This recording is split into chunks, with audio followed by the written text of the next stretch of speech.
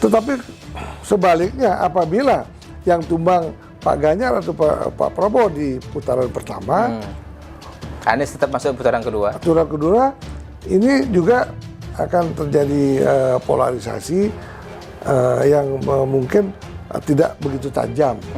Harus kita pikirkan bersama, sebaiknya akan ada 2 poros ataupun tidak 3 poros.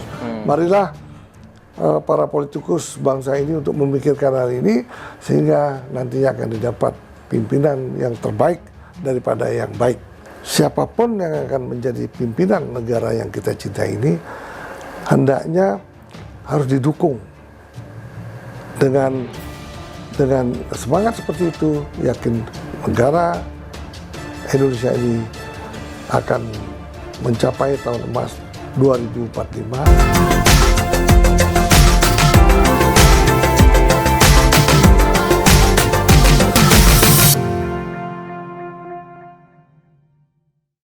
Kembali lagi di channel YouTube Mr. Puisi Live di bawah naungan MGP Media. Hari ini kita ngobrol-ngobrol santai lagi dengan Mr. Puisi terkait dinamika jelang pemilu 2024. Selamat pagi Mr. Puisi, apa kabar hari ini? Kabar baik. Hari ini judulnya apa hari ini? Ya, ini kita yang juga menjadi perhatian ketika jelang pemilu dan juga khususnya hari-hari dekat pemilu. Mungkinkah terjadi polarisasi di Pilpres 2024 nanti? Ini kayaknya trauma publik ini begitu besar, kekhawatiran publik berkaca kepada pengalaman buruk di masa lalu, Pilpres 2019 dan 2014 yang polarisasinya gontok-gontokannya begitu keras gitu. Ini di 2024 kemungkinan itu seperti apa, Mr. Puisi? Nah, mengenai polarisasi ini setelah kita amati memang mungkin saja terjadi. Ya. Apabila terjadi polarisasi itu apabila terdiri Pilpres ini hanya dua kubu. Nah, itu pasti kubunya yang satu adalah kubu daripada Pak Anies, kubu yang satunya pasti kubunya Pak Ganjar dan Pak Prabowo. Nah, kalau ini terjadi, sungguh akan terjadi polarisasi. Tapi kalau kita lihat polarisasi tidak seperti tahun 2019 yang lalu. Nah, tetapi kalau terjadi 3 poros, polarisasi itu bisa dihindarkan. Kemungkinan akan didapatkan seorang presiden yang memenuhi harapan masyarakat banyak. Oke. Nah, itu kita bahas akan lebih detail sebentar lagi Mr. Puisi. Sebelumnya saya ingatkan untuk jangan lupa subscribe channel YouTube Mr. Puisi Live di bawah naungan MGP Media. Jangan lupa juga like, komen, dan share konten-konten di channel kami.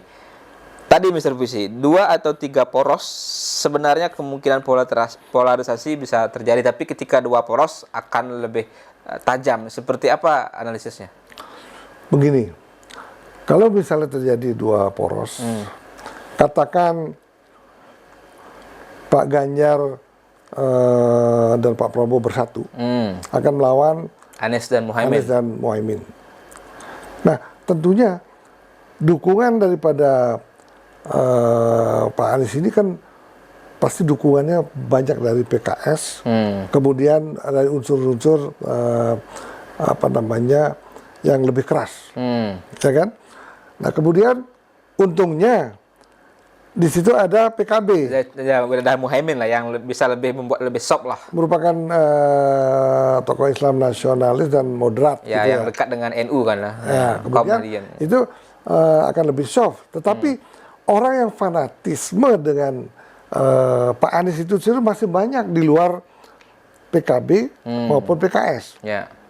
Kita lihat tokoh-tokoh yang sangat fanatisme dulu pada waktu Pilgub, itu pasti akan turun gunung membantu Pak Anies dalam kampanye yang akan datang. Ya. Inilah akan menyebabkan itu terjadi polarisasi yang cukup tajam di pemilu Pilpres 2024 yang akan datang. Nah, ini. Tetapi kalau dia 3 poros, kemudian nantinya terjadi kekalahan di pihak Pak Anies, Pak Anies tumbang. Nah, inilah antara Pak Ganjar dan Pak Prabowo akan bertarung cukup ketat.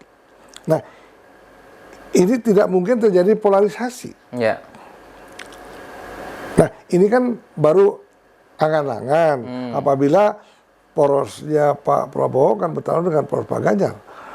Tetapi sebaliknya apabila yang tumbang Pak Ganjar atau Pak Prabowo di putaran pertama, Anies tetap masuk putaran kedua. putaran kedua ini juga akan terjadi polarisasi yang mungkin tidak begitu tajam.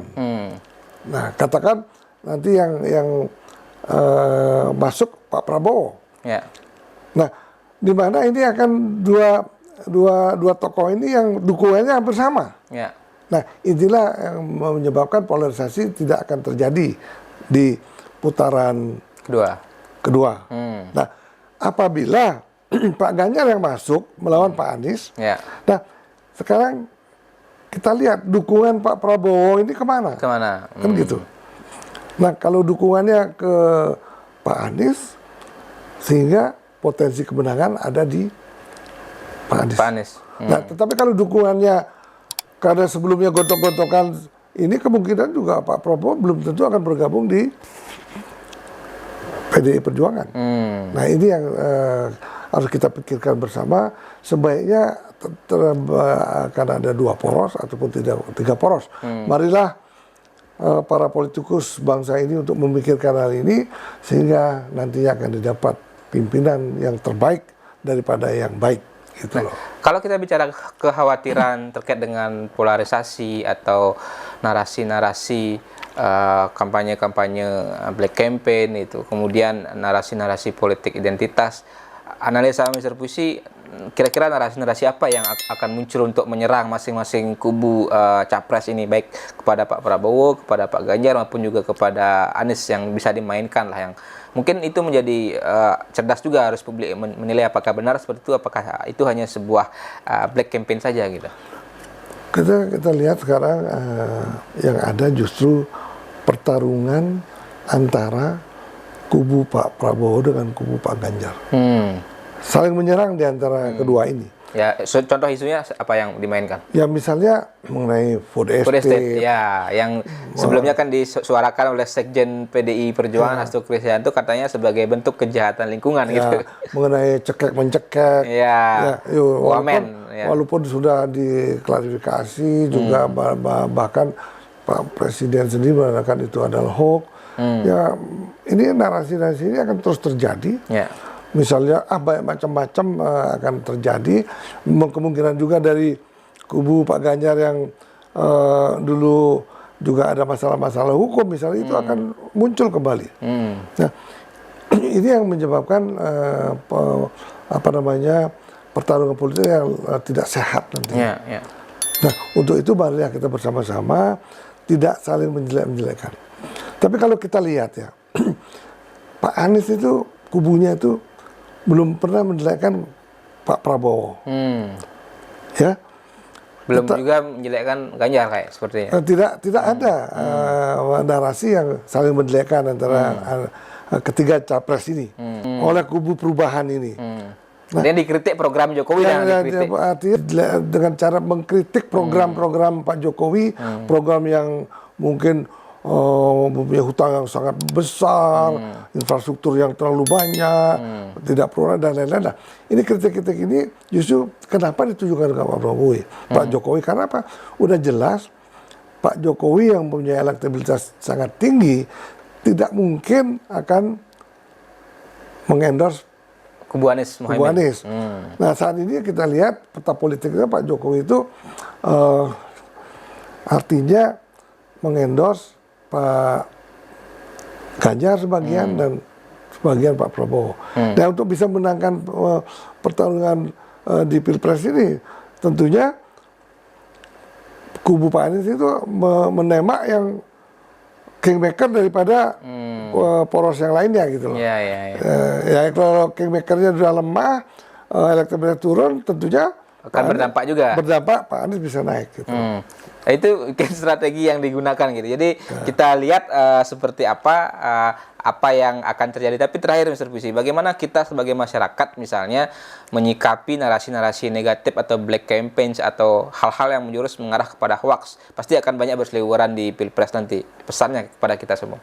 Pesannya marilah kita saling mengingatkan bangsa ini adalah bangsa besar yang harus bersatu sampai kapanpun. Kemudian marilah berpikir positif.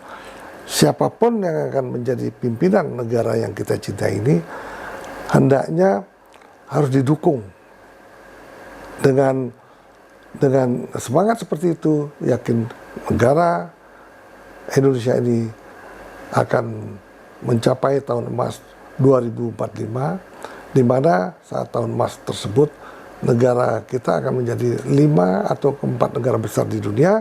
Untuk itu marilah kita dukung program pemerintah, kemudian dukung pemilu damai, sehingga pemilu ini dapat membuat masyarakat tidur nyenyak dan mendapatkan pimpinan nasional yang mampu membangun negara ini yang lebih besar lagi.